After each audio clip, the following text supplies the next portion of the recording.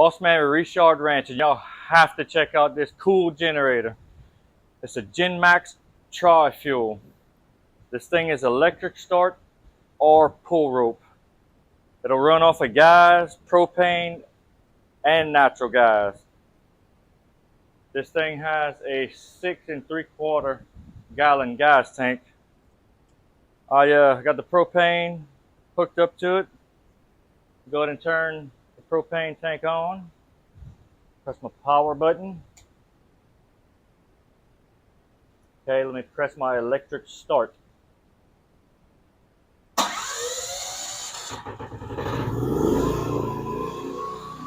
All right, now let's stop it.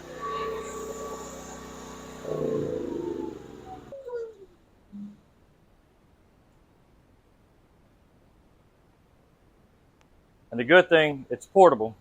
Look how easy it is. Comes with a heavy duty handle.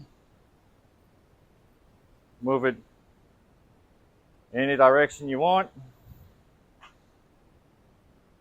Pull this little latch to drop the handle and plug it in at your destination.